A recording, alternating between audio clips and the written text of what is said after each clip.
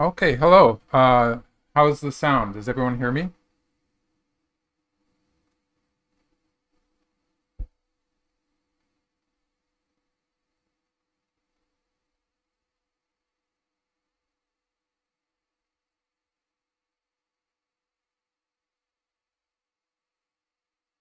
Oh, good. Yes. Okay, in that case, I'll start. Give me a second here. Yeah, I had some technical difficulties here. So I'm going to be putting the moves in myself. Let's start with the upper right corner. So this is actually, the thumbnail was a bit misleading, I guess, because I added the thing about NHK. My opponent is actually the MC of all of the NHK programs. So she is the MC for the NHK Cup tournament games, and she's a pretty formidable player herself. She beat some fairly strong players, actually a big name also. She beat Otake Hideo on the way to playing against me. So she had three or four wins in this particular tournament, and she had, let's see, about five straight wins in various tournaments at the time that she played me. So this was about a month ago, almost a month ago. Yeah, just trying to, yeah, figure out what's going on here. Yes, now I can see the chat, and and I had the white stones,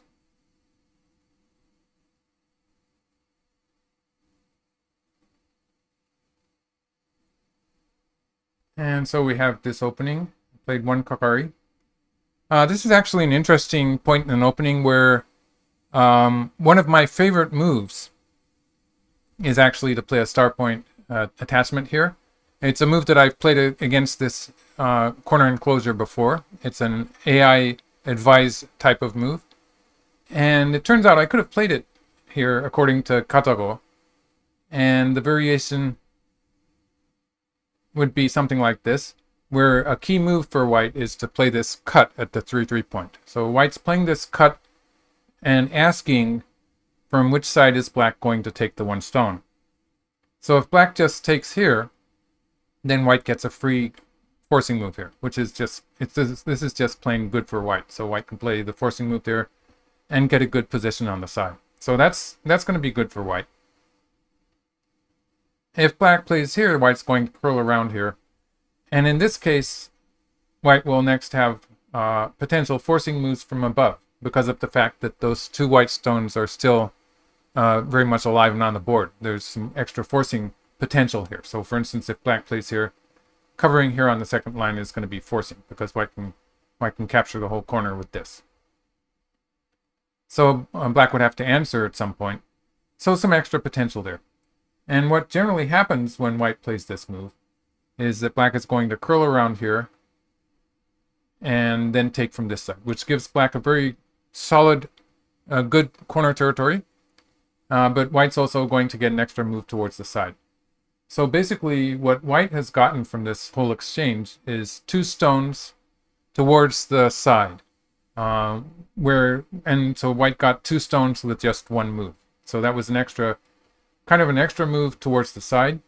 And what black got was a very solid corner territory here. So this territory, when we started with just the large knights move, corner enclosure, it wasn't really a territory yet, but it did get more solid. So it's supposed to be an even trade. I could have done this in the game. Instead, okay, here we are. Yes, so I played, I did not do that. Yeah, something happened to the file. So I'm actually inputting the moves here. And so I'll make a variation for the game. So in the game, I played a corner enclosure. Another move I could have played was I could have played some kind of extension on the upper side. That would have been perfectly reasonable. I played the corner enclosure.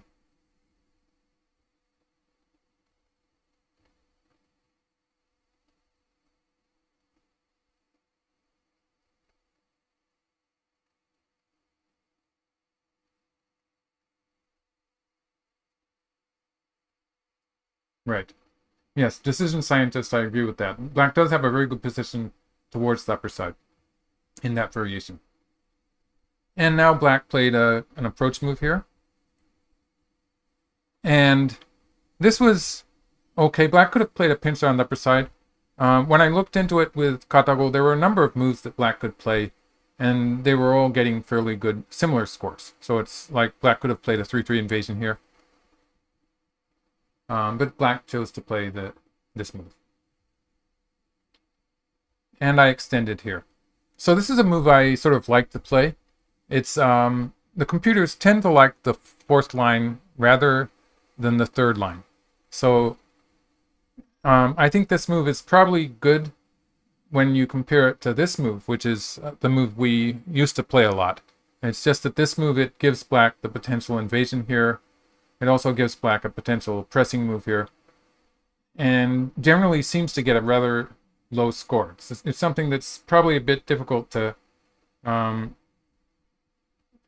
fully understand for me even, and to explain. But actually extending at a 2-space extension, which does not have any invasion point. This is a much more solid move. This is a move that I could have played in this board position where black has a local advantage on the upper side, so white has to be a bit careful there. And it looked like this one was getting a better score with Katago when I looked at it. But I chose the high extension. Okay, here we are. Here's the game variation. And black, instead of...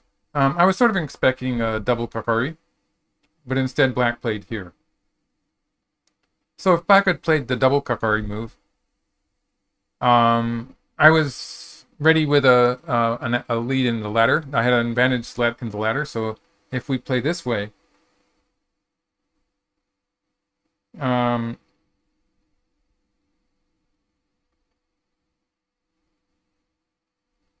the timing of the extension at L17, well, I was just saying that actually people don't play on the third line anymore. The timing of this extension, it's pretty early. That was Decision Scientist asking the question. The extension is usually played immediately or fairly early, and if white, in this case, doesn't play the extension, so going back a few moves here, it's always an option for black to immediately play a pincer. So it's pretty urgent, actually. It's still, and I think it always was. So it's in that way, it hasn't really changed that much. I did give black one chance to play a pincer. Oh, I was talking about the double Kakari, yes. Did I finish that? Oh, yes. So in this variation, when we get into the most popular variation in which black plays an attachment here, the ladder favors me. So I'm going to play this way. And black, with that stone on the fourth line, black doesn't have any good ladder breaking moves.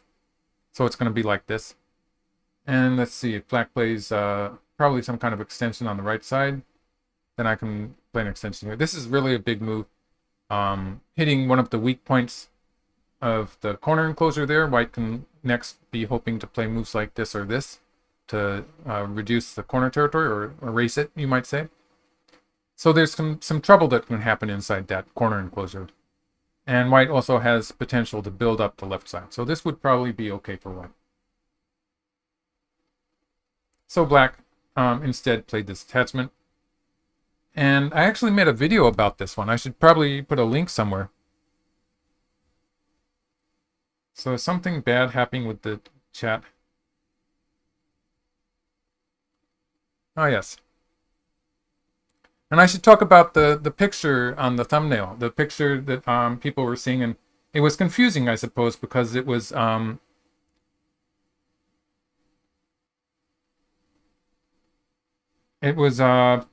picture from NHK Broadcast Center, and we were about to do a commentary of one of the NHK tournament games. So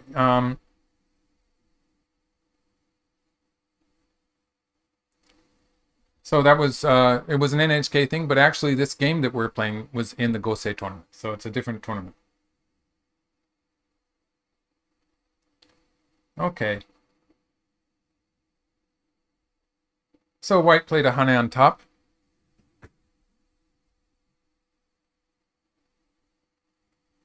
Um, an architect. Oh yes, let's see. Yes, Rick Rubenstein is asking him. He's saying he's a little surprised there's no ladder breaker. It was because white was actually on the fourth line, so anything above that would not be so forceful. And the fact that the position in the lower left corner was pretty urgent also. It was a hot situation. Okay, so black played a honey underneath. So this is actually the basic Joseki when black does play an attachment against white's one space corner enclosure. So white plays a honey on top, and then it's important just to simply connect here. So this is kind of a key move where you're sort of tempted to play an Atari once, but if you play the Atari first, then black gets to play an attachment at the 3-3 point. And this is going to scoop out more of the corner. So this is going to be okay for black.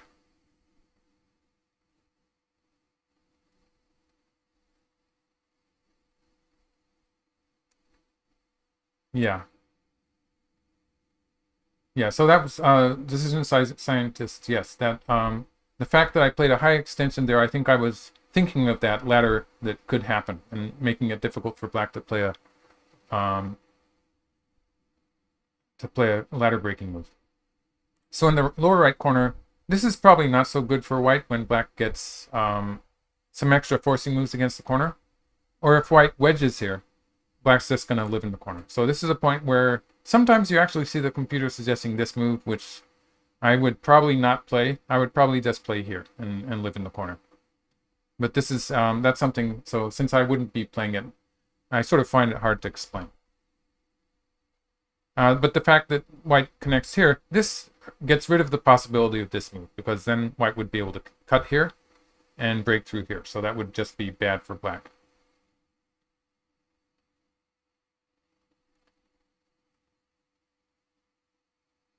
Laminus Productions arrived to the live stream. Congratulations. Thank you. Okay, so this is not going to be good for black. And black extended here. So I play one Atari here. And black actually connected. So this move here is not the most commonly played move. So this is actually, it's interesting. You would sort of instinctively want to connect here. But actually the more common move is to play into the corner like this. Allow white to capture. And locally white's just going to play an Atari. In the game I was thinking of kicking once here. And making this exchange before playing the Atari. I can probably get that exchange in. Basically, I didn't want black to be playing the double Kahari here. So if I play here immediately, black's going to play a double Kahari, and it will be relatively easy for black to reduce the lower side. So for instance, something like this might happen. And since I've sort of invested all that thickness in the lower right corner, sort of invested in making something out of the lower side, I didn't want this kind of thing to happen. I didn't want black to get in there. So I was thinking of kicking here. And it's probably going to be a forcing exchange, after which I can play here. Otherwise, if black plays here, then I'll be okay just playing some kind of a pincer.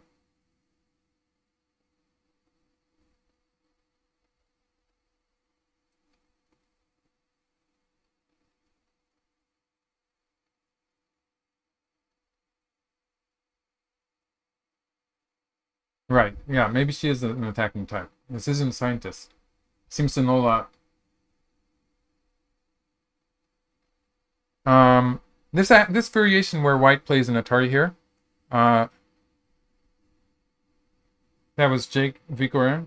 It's actually a bit of a headache for both sides because this is a ko which is not direct. So if black cuts here, this is going to be a really dangerous go for black. It's not likely that black's going to do that in the near future unless black gets some really convincing ko threats.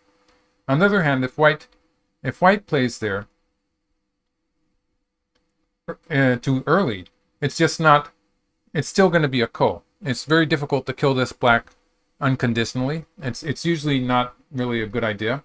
So like actually there is a variation where white can play like this and actually kill the corner, but it's going to be a bit painful because black's going to get this forcing move and a lot of forcing moves. Like even this would be black would be getting a lot towards the side. So it's really not worth it for white to be playing 2 or 3 moves to capture this group when it's relatively small. It's actually not worth it. So, so it's a code that's not going to happen in the near future, and a lot will depend on who gets more co-threats as the game continues. So it's a bit uneasy. It's an uneasy variation for both sides. So back to the game. Black actually answered my Atari, which is an unusual variation, but you can find it in the AlphaGo games. So there was some of the AlphaGo games that I was commenting on with the AGA on their Twitch channel and stuff like that. You will find some of the games that AlphaGo Zero played against itself, I think, where it played this connection.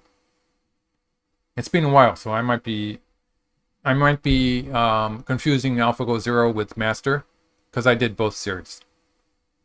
In this case, I get to cover here, black curled around, and this is actually one of the variations where I saw AlphaGo. And again, I'm not perfectly sure which version of AlphaGo it was. Actually, not playing the extension that I played in the game. So this move is a move that I worried about because of that. And actually, in the AlphaGo game, I saw it playing here and sort of trying to attack the black group with something like this, which usually seems to be a bit unreasonable. So I didn't do that. So I just extended here. When I extend here and play this exchange, it does have the advantage when I play this wide extension on the right side. I don't really want something like this to happen, where black is going to play a forcing move here, and then it's going to be able to make something like a living shape. So something, for instance, like this, where this stone that black played as a forcing move was very it was very useful for black, and it would be annoying, for instance, if I then answered underneath like this. And that would be a good exchange for black also. You can see how it sort of slowed white down a little bit. On the other hand, if black simply invades here, I'm okay with the extension, because that's a much more faster move. So you can see the difference between this variation and this variation. You can see that white has been slowed down a little bit. And that actually has to do with my choice to play this move. Because when black plays this move, I don't have to answer it. And I can play from this side and push through and cut here. So that's what I was doing with that exchange there. I was creating this, asking black, basically, whether she wanted to play the one-space jump or curl a bit more, because when she plays the one-space jump, I have this move. And in this case, I would be getting enough back. However black continues, it's going to be a painful way for black to try to kill my group. I'll probably get another squeeze on the outside with something like this, for instance. So it's not going to be very good for black.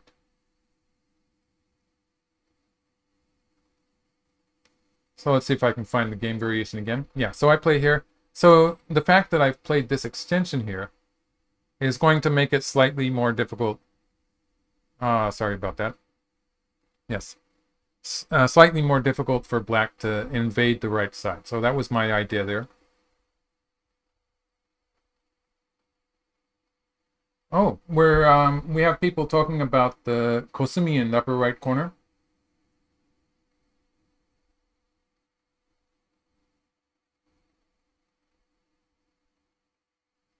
I think.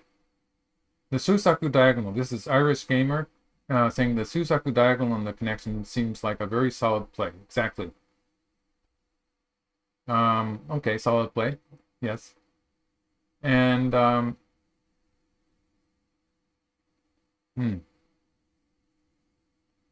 why not Keima? I think Clayton is asking about the shape in the upper right corner. So yeah, Keima is another move that black could have played at the Q14 point.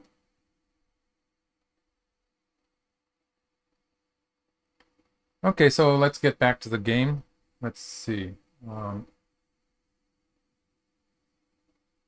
Back to the move. Okay, so black played a double kakari here.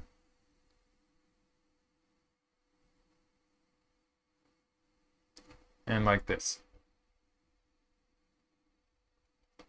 So when black played here, this is where I sort of, I went on a bit of an adventure. So the normal move for white would be to cover here. And something like this. So allowing black to take the left side. Oh, maybe a bit more like this. And I would start building the right side, I suppose. This would be about even. This would be the calm, natural way to play. But instead of doing that, I started something on the lower side. So this was probably not a wise idea. I'm focusing on the fact that black is not... Oh, sorry. There's a move I forgot to put in. Something happened to the game file. So something bad happened there. And I'm just manually inputting the moves here. So that's what... That could get it a bit messy on the way. But I do remember the moves I played, so don't worry about that. So black extended here. It would have been perfectly okay for me to play here. But I got the idea that I could attack black in the lower right area. And I invaded here. So if black immediately answers with something like this, that would be a bit painful. It would be alive, but it would be painful for black. So black naturally played here.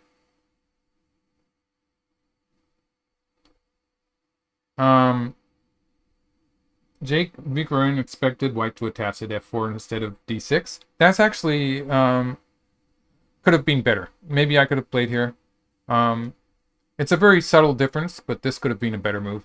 When I played the game move, I was already thinking of this invasion. So I had a kind of a game plan here, which I wanted to try out. And it sort of required me to play the tsuke on the left side there. So black played the crawling move. And I actually took away black's eye space. So actually it was partly because black had played this hane here, which I did not fully understand. I don't think black really needed to play that exchange. But capturing that black stone will give me a very solid position in the corner. And it means that later on when black dives into my corner, my right side that is, moves like this will be, definitely will not be forcing. So it's going to make a difference there as to whether any moves that black plays in the right side are going to be forcing or not. It makes my position on the right much stronger. So that was something that I found attractive to do. And I'm trying to chase out the black root. So you can see I'm trying to start an attack here.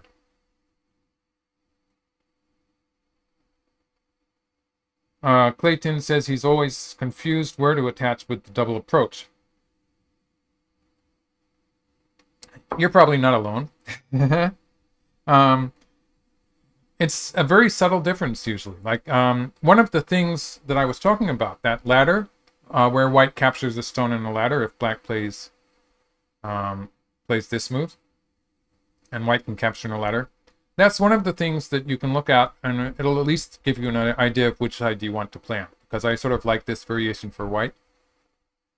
So that's one thing you can look at. Otherwise, it's really difficult to choose, and it's not always a decisive difference. So you can just sort of make your own rules if you want. It's just something that's very difficult to judge, so you're not alone. And here black actually moved out. This was a point where black actually, I think black had an option to play here and actually take a lead in this game. At this point, Katawa was giving black a pretty good score. And the reason for that is that I have taken away black's eyes on the lower side, but I have no way to continue the attack. So for instance, if I play here, black's just going to play here. And if I push through,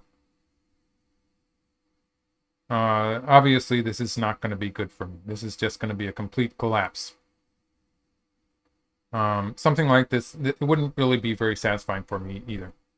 I'd probably play an attachment here, so an attachment here, and black would start moving out then. So it would be relatively easy for black to escape afterwards, after playing that exchange. This move is so huge, it's an important move. It would have been arguably good enough for black to have a lead in this game. So let's see. In the game, black actually answered here, and I jumped. Now it's forcing. Now if black plays away, I can play here. This is a bit more trouble for black. This is a troublesome variation.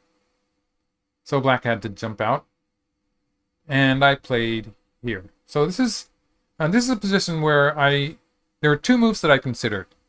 And a third move that Katago showed me later. So the other move that I considered was this one. And this is just going to be bad because black extends here and can peep, and black can very easily poke out here. So in this case, black pokes out towards the center, and I'm split into two weak groups. And so this is probably not going to be any good at all for white. So I didn't like that, and that's why I chose this move. So that's the move I chose, because black cannot connect underneath.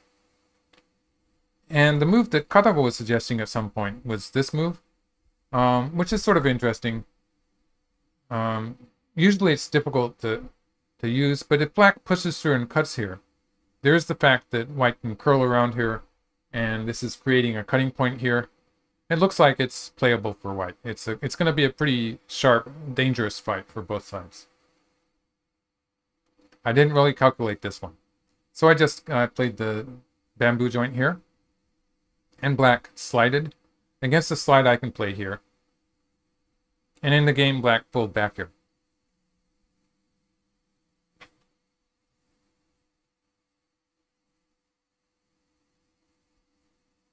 Right. Everyone thought d3? Wow. I didn't even think of that move. So this was the game. And if black had taken this one stone, I would break through into the corner. Black probably needs another move here on the side.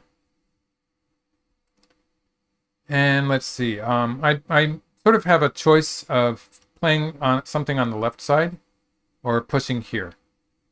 So this would be threatening to cut black off with this exchange and start attacking on this side, this black group on the right, and eventually connecting my group in the process.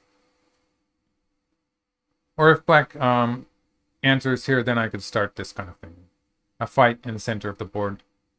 I guess it's okay. This would be an interesting fight. But in the game, black actually pulled back. So this allowed me to capture the two stones for the time being. But when black peeps here inside my group, when black peeps there, it's sort of a indication that black is thinking of trying something. So I have to be careful here. So one thing that black could immediately do would be to play here.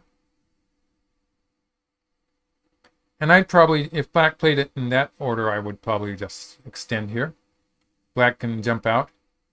The problem with this variation is that I'm sort of one move away from living on the lower side. It depends on various variables, but I do have some strength there. And black's group on the right is really weak. So if we get into a fight like this, white is in trouble on the left, but black is probably in more trouble on the right. So this is really an interesting fight. But for instance,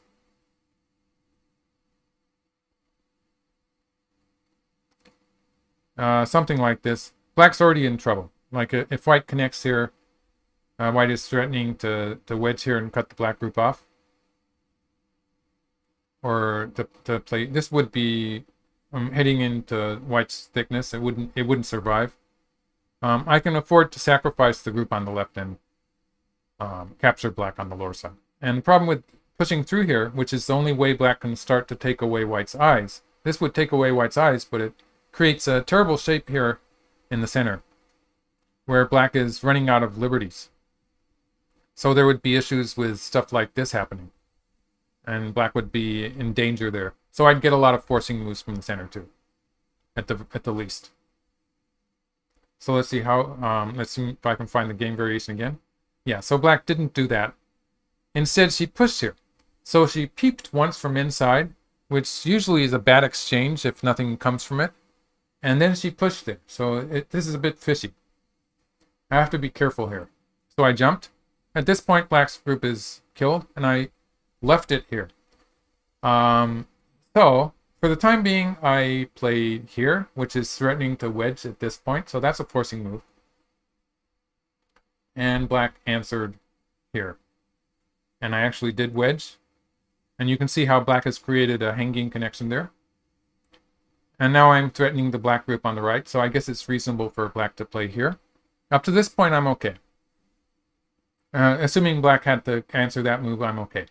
I think that's reasonable. And then I played away once. So this is where I actually needed to put a stone in for my lower side group. And I should have read it more carefully, kind of a snap judgment, just playing this move because I'm used to playing it. I wanted to see how black would react. There is potential that black will play this way, which will emphasize the left side, or play the usual move here. Sometimes you see black playing here. So black has at least these 3 moves to choose from. Actually, I can give you the 4th one. Black can even play this one. So in this position, black has a number of choices. Black has all 4 moves. So this is a basic kind of a axiom that when your opponent plays an attachment against one of your loose stones like this, you usually have a choice between extending somewhere or playing a hane against the white stone. So it's one of these 4 points that are the basic shape moves and the moves that are worth considering in this particular board position also, except for the fact that I'm in big trouble on the lower side. So is anyone going to tell me what's going to happen on the lower side here? If anyone wants to, you can give me guesses about what's going to happen in this area. In this area. Something bad is going to happen.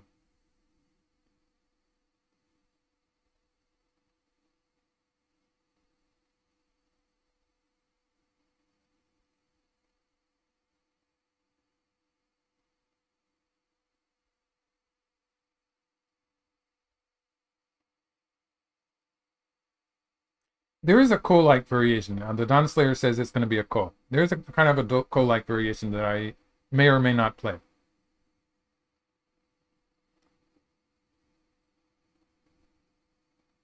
H2 looks like the move. That would actually not be a cooling move. F6? F6, not quite. F4. Architas S says F4. That's the correct move. Okay. So Architas S, I hope I'm pronouncing that close to correct. Got the right answer. So let's look at that. Actually, in the game, I lucked out. And, usually when you play an attachment against someone's Shimari, usually they're going to answer. And so I was lucky in this case. And she answered it. And we played a few moves here. Played the Joseki variation, actually. It's kind of a Joseki there. And then I peeped here. And actually put a stone. So this worked out fairly well for me. And let's go back and see what the F4 move is going to do. So black could have played here, threatening to play at G2 next. So if I play here, and I play here, filling a liberty.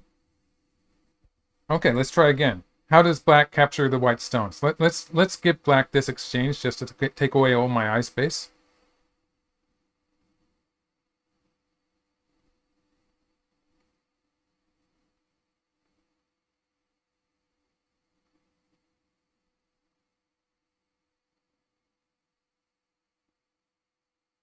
So any ideas what black was going to do now to save the 5 stones?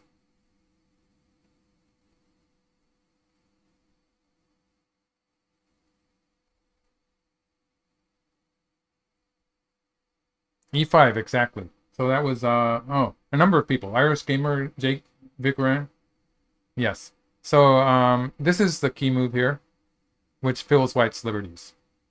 If black pushes through here and then plays an Atari, white just ignores the 2 stones. So that's a kind of a trap that you can fall into.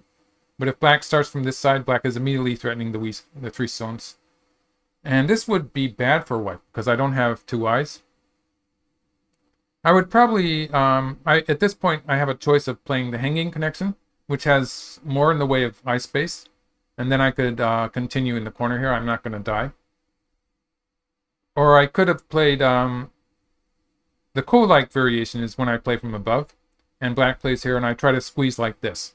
So in this case, if black extends here, it's not going to be a ko.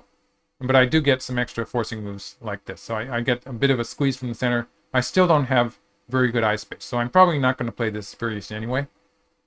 But the ko comes if black refuses to even give that much to white. Then it could become a ko. So realistically, black will just go into the other variation. It's not good enough for white. Even if I play here, I have one eye on the bottom, but I'm going to have trouble making another eye. So I'll go back to this. This is what I would play in the game, and I'll probably continue in the corner. A completely different game, but it's probably not very good for me. Okay, let's look at the other variations. So playing h2 directly, that was Architect. And that only gets connection to the right because white's going to push through here. Let's see. White can push through. White can push through. And that's good enough. Yeah. So it's not really very successful for black. White would just capture these stones. And it's in this variation where black curls around here, it's going to fill one of black's liberties. So it's not going to be very good. Black doesn't get anything now. Otherwise, if black starts with this, it's not quite as good because in this variation, white has 2 eyes. So it would be a lot better for white to have a solid 2 eyes here. It would be a much safer group. In fact, this is probably not good for black at all. I would just continue in the upper left corner. Play h2 directly, so maybe with this for white, Architect says. So if black plays here, I play h2 directly. It would be the same story. Black would probably push through in this case. And I would have some eye space, but it would be a bit painful to lose all those stones. So actually it was bad for me to play away here. And I was fortunate in that black actually answered it locally. So that was a bad point for me, but I was lucky, I suppose. And I played this exchange. Actually, black, it could have been better for black to connect here. I need to put a stone in on the side anyway. But in this case, it's sort of perfect because I've got a little bit of aji towards the center. Okay, to continue with the game. At this point, white has, let's see, something like 15 points on the lower side. So that's comparable with black's upper left corner. Black has a territory in the... Okay, let's just circle it. So this black territory and this white territory, I'd say they pretty much cancel out. At this stage of the game, it's okay to be a bit vague about it. You don't have to be exact in the calculation because these territories are going to change size anyway. Now this black territory, somewhere in the vicinity of 10 points, I could compare it with this part of my territory on the right side. So those are the solid territories. There's a little territory here, but basically the solid territories are pretty much even. Maybe with this little space on the lower side, black has a slight advantage, which is more than taken away by Komi. So now to mark the places that are not secured. This area looks white, but it's not a territory yet. This is definitely not a territory yet. And we don't know what's going to happen with this area either. So there's some areas that are not completely territory yet. But it looks like white has a bit more space there. So white has more potential. And then another thing you look at when you're trying to judge the position is you look at the weak zones. So this group is white's potential weak group. But it's sort of canceled out by the fact that I can still chase this black group in the center. It's not alive yet. So those two weak groups sort of cancel out. And I wouldn't consider that weak group on the left to be a big liability for white. So I'd say that white does have a slight advantage at this point with a bit more room.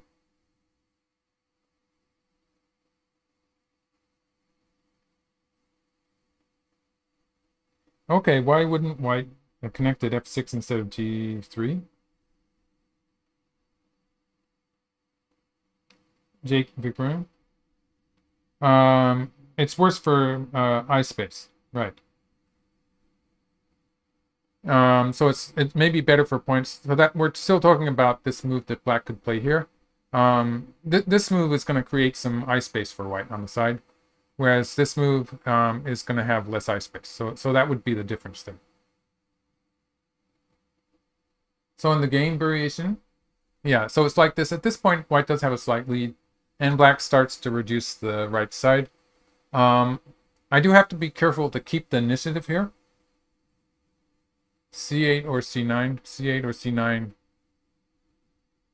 C9. Black doesn't have time to play on the left side, and I don't really have time for it even when black is playing first here.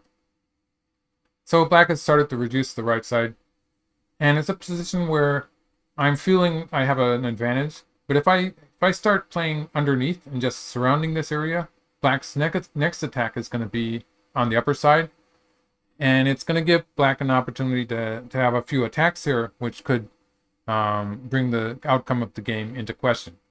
So at this point, I felt it was important for me to take advantage of the fact that black has an unsettled group here in the center, and this group. So I'm going to try to attack black on the whole. And even these stones that black has in the corner, I'm going to try to split these stones and threaten to attack them also. So I'm going to try to attack a little bit more until I can get a stable board position. The decision scientist thinks that h2 remains. Not any.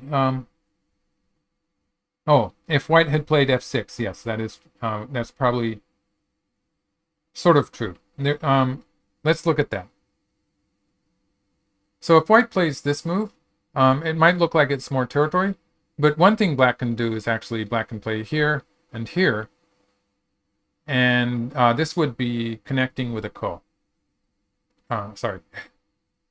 Actually, if black pushes through here first, it could be connecting unconditionally. So, however white does it. If white plays this way, black gets this one. There's a potential connection there for black. And so this would not be very good for white. So that's why I actually played an Atari on the two stones here. That was an important move. So here I want to continue taking the initiative.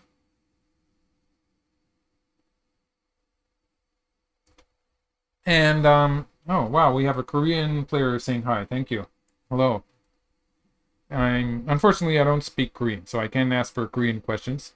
I can accept some Japanese questions, or English questions. Yeah, that's what I can do. So, when white plays here, I'm splitting the black group off from the corner to start with. So at this point, white is threatening to slide at this point, a slide at the R18 point. And so black answered here, and I pushed here. So at this point, I'm threatening to close black in with a clamp at the mark point here. So black needs to do something about that also. And I peep once. So with this peep, it's a forcing move, obviously. I'm sort of building a line here between these two stones, which is going to be difficult for black to break through. And so the object is to separate this black group from this black group for the time being. And I continued with the extension here. So this is now threatening the corner. If black plays something in the center, it would be very painful. It's not as if the corner would die, but I could probably go all the way up down here. I would have this attack on the corner group, which would squeeze it a great deal, and it would be a bit painful. And also it would be reinforcing my group on the side here. So even if we assume a relatively bland variation where I just play here, this is going to reinforce my group here. So if I reinforce that group, I don't have to spend the time to surround this territory on the side. So because I'm already strong, and I would be able to continue immediately in the center with a kind of a splitting attack here. Okay, so in the game black played here, taking territory, trying to keep pressure on me by taking territory and sort of scooping away potential eye space from this group. It might look strong and connected, but black is trying to put a little pressure on me in that position. So I played here.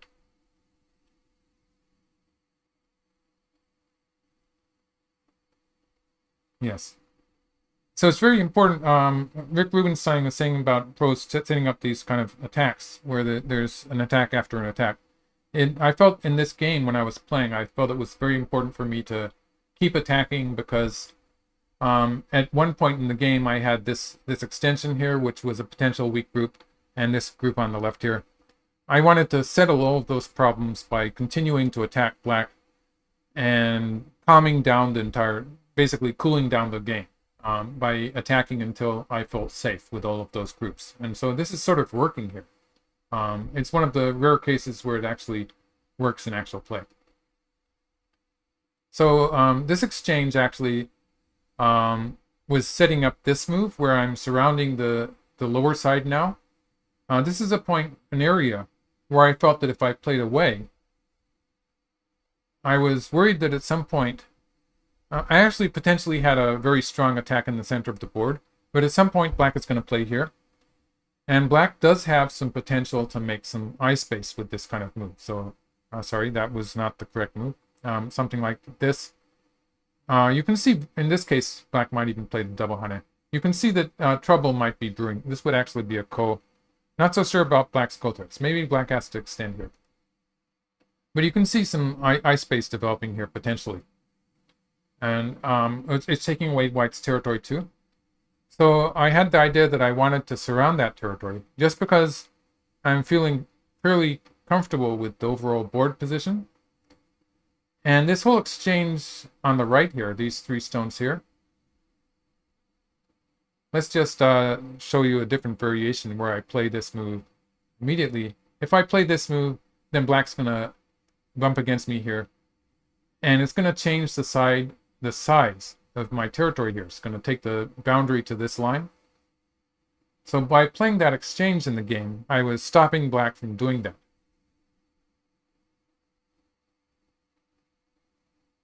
So when I play this exchange, black doesn't have the option of playing this anymore. Because I get to play the target. It doesn't accomplish anything for black. So of course it would be a good move for black to play here, but black doesn't really have time to do that. This would be starting to look pretty dead, actually. So this was a kind of a safe move, but it's setting up this pulling back here was a big move that was a big follow-up. And my feeling is that if I get to play this, first of all, my upper side, very much reinforced, so I have a safe position there. This is going to be a forcing exchange. And then if I surround the territory here, this is taking care of the weak point there. There was a weak point there that black was wanting to attack. And with this stone, it's a 2 birds with 1 stone, basically, because I'm surrounding my right side. I'm lucky to get this much territory, basically. So it's a big territory for the number of stones I've used. And the fact that I got this huge Gosei, also, it works together with that. And it's going to be enough territory to win the game. So that was my idea there. And so it was pretty much forced for black to jump in. I think I agree with this move, which is looking at the weak point here and putting some pressure on white by taking away the territory too. So I played this exchange. I'm feeling a bit better about my upper side now. With all these stones in a line, I'm feeling okay with the 3 space extension and something like 10 points here. So I'm starting to feel like this is starting to look like a territory. And I continue the attack in the center now.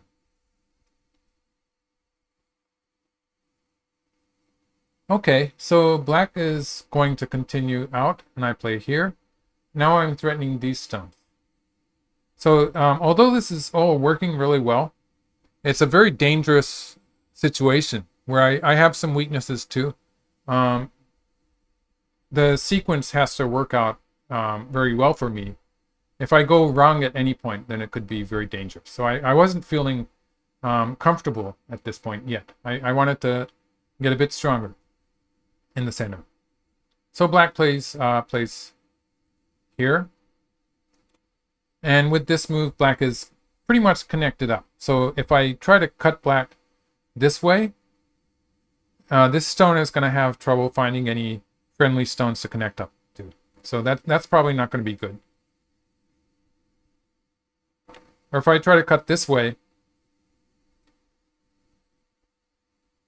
this is probably asking for trouble, because black does have a potential cut here that's going to bother me later in the game. So it's not really the best way for me to play. There is the attack here, which I have to be careful about. In fact, it's pretty dangerous already. So this is not advisable. I wouldn't say this is advisable for white. So I'm leaving it for the time being. And I have these stones in the center where black can cut me at this point, or black can probably cut me at this point. So for instance, let's see. If black plays a peep here and plays here, it's going to be fairly difficult for me to get a connection there. And it's going to depend on the number of liberties I have. When this kind of thing starts, I need enough liberties in the center to capture this black group. So if we assume that there's a black stone somewhere around here, it's going to start getting pretty close. So in the game, black answered here, and I better get rid of that one. So black answered here, and I played here. Yeah, so this is the game sequence where I've made a connection here. And I was thinking maybe I should have played here, which probably would have been a forcing move against black in the center, but it would be less effective to the left side. So Katago didn't agree with me there and said the game move was actually better. This is the move I chose, and the payoff for black was that black played this exchange. It seems a bit awkward, but actually,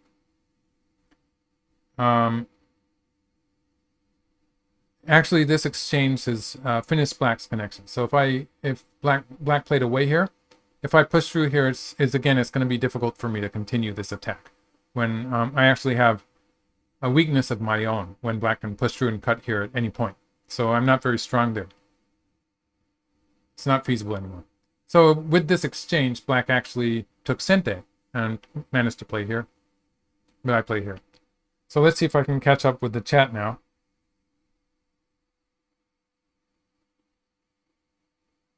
Yes. Oh, I pretty much caught up.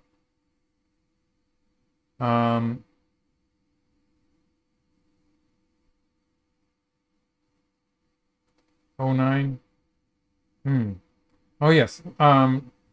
Architas S was asking why 09 directly, why not 09 directly before the second line? The second line move is really big. So that was talking about this move here, where I played this and allowed black to play the 09 point. This move is more important because it sets up this sequence that reinforces me on the upper side. And it's also huge as far as territory is concerned. Like if black plays that point, and then later in the game, black can jump in here. And in some cases, if black has enough ko threats, black can play here and get a ko here, because this is going to be a ko. If I play down, it's a famous shape where black can capture with a snapback. So this is going to be a ko. When black jumps in here, it's going to be really, really difficult for me to protect my territory. Potentially something like a 20-point or more difference. So it's a huge move on the side there. It's bigger than the center. So as far as territory is concerned, this was a huge move. And I wasn't really thinking in the context of killing black in the center. So I was going more for the territory here and the security of being able to play this exchange and strengthen my upper side. So this is still the game variation. And when I played here, now I'm starting to feel a bit more comfortable with the game, where I've actually staked out what I can call a territory now. It's actually a territory. With this move, it has finally become a territory. It wasn't really a territory until now. And that's something that's sometimes you get careless about. It looks like a territory, but until I played this move, it was still undecided. So it's finally a territory. It's going to be difficult for black to get too far inside my territory here. Anything more adventurous than a diagonal move is going to be cut off. So black's going to have trouble doing anything there. And for the time being, these stones, provided they have enough liberties on the outside, let's just do that variation where black tries to cut it again. Provided white has outside liberties, white's going to be connected. Because if black backs off, white can connect like this. So in a pinch, white's connected. Or if black pushes through and cuts. No, sorry, not that way. Then white can capture these three stones. So all white needs is something like about 5 liberties on the outside. Actually, in a pinch, 4 liberties might be good enough. So for the time being, that's connected. So it's connected, but I have to be careful of moves like this, which might threaten to cut me off there. So that's something I have to be careful about. For for the time being, this black group as a whole is still not 100%. And my white group also, if I play a move, so for instance in this variation, if I end up playing a move somewhere around chasing black like this maybe, stuff like, I'm not sure, but stuff like this, I can probably make a good shape connecting up to the left there, and I'll be okay. We have to remember that I have forcing, actually probably use this forcing move. I have forcing moves here, so in this kind of variation, I could use this forcing move and make a fairly good shape on the left side. So for the time being, I don't have to worry about the cut yet, but I have to be careful about it. But on the whole, I'm feeling pretty good about the game at this point. And black played here. Oh, not that way. Sorry. Black played here. And with this exchange, black has cut my group into two. So black has cut this group off. This group is okay. This group is going to be okay. But it's more important that black has cut this group off. So I have to be careful of that. And I jumped here. Black played the kick here. You can see black is threatening to the right, but actually looking to the left here. So black is looking at the cutting point at this point. Have to be careful of that. And I answered here. This is sort of protecting my right side also. So in some cases I can actually, and in the actual game I was probably going to play here. But in some cases you can see white playing stuff like this and cutting black off. It sort of depends.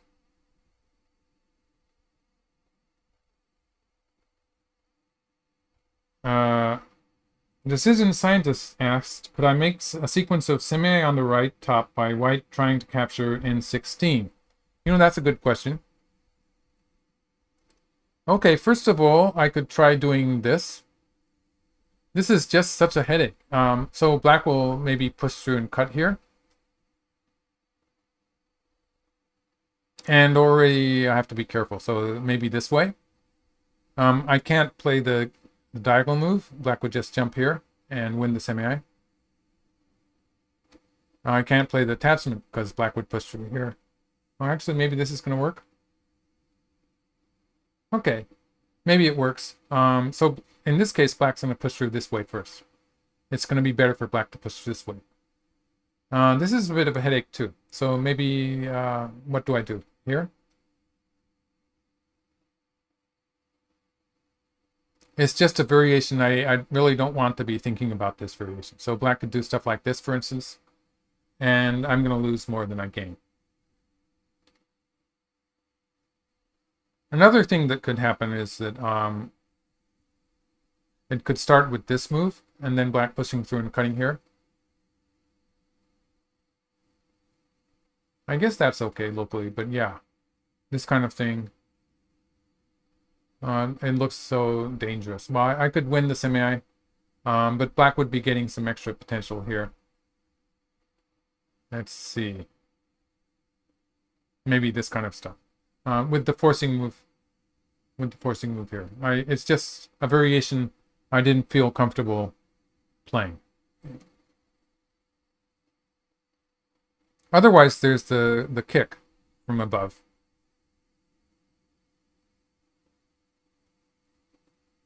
This also is a bit of a headache when black plays like this.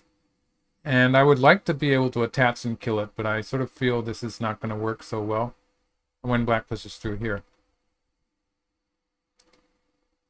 And yeah, so let's see. I guess it's barely holding together. Yeah, but black can play here and cut me off in the center. So this variation, black would be cutting off my group here, and it would be trouble on the right side. So yeah, I guess the verdict is that there are variations where it looks like I can actually capture that stone. But I would be sort of punching myself in the face in most cases. I think it would be a bad idea. So it's probably better for white just to play good territorial moves. Keep the game calm. So black, now black attacked. This exchange of these two stones for white's move on the right side, this actually reinforced the whole black group in the center there. So now black is free to attack as much as she wants, because this group here, now it's going to it's probably going to connect up here, or otherwise it can connect up here. So I don't really have any ideas of attacking it after this. It's already secured. So black started the left side. At this point, if I don't mess up, I'm probably going to be okay. So I start connecting up to the center, and we have to remember I do have a forcing move here, or in the vicinity. It's best not to play that forcing move. Just best not to play it because various things can be forcing. So black is cutting here. Locally, I cannot save those 4 stones, except when I play here. If black curls around here, I'm probably not going to try to save them. But I can play another forcing move here, and then I can force with this move. So I'm going to force from both sides, basically. So instead, black played here, which this is going to take away the forcing move that I had here. And in return, I get to squeeze from above. So I've saved those 3 stones. And if black cuts here, I think my plan was to play here, and here, and like this. And it's not a ladder. It's not a ladder, but I can connect here, threatening the net. So if black plays on this side, I get a net like this. And if black plays on this side, I can play here and capture the capture this group. The group on the lower side, it's dead. So that was my plan there.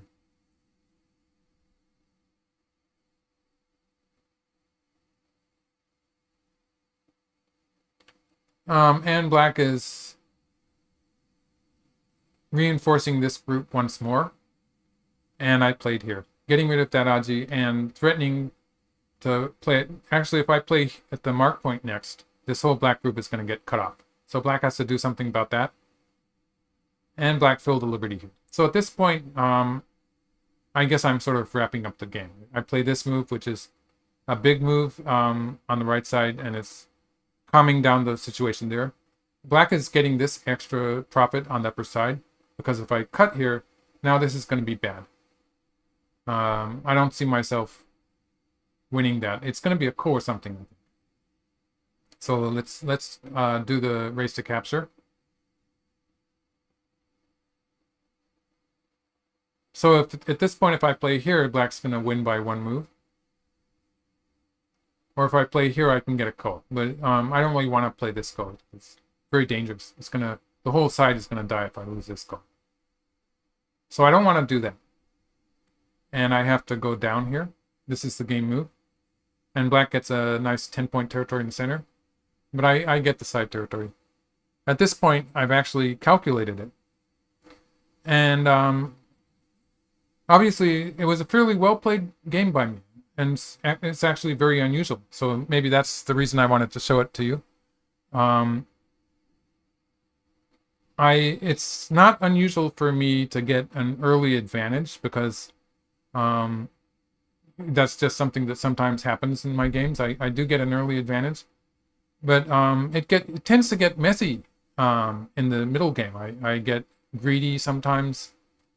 Sometimes I get a bit too cautious. It's just something that happens pretty natural to just about any human player. So it's not just myself, but it is a problem that bothers me.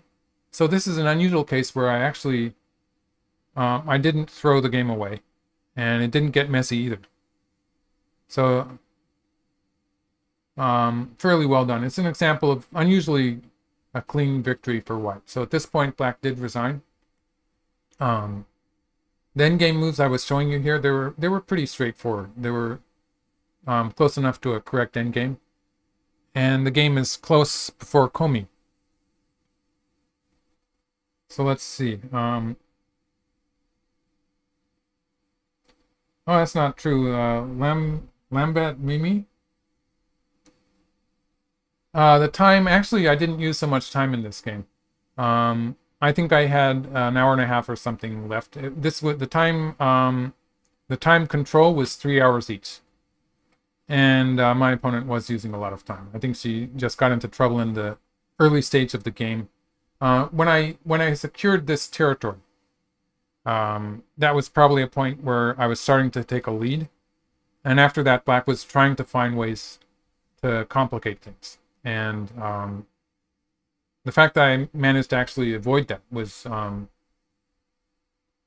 actually unusual in my game. So it was something that I felt that I made some progress here. So that was, who was it who asked that question? I think it was Rick Rubenstein. Yeah.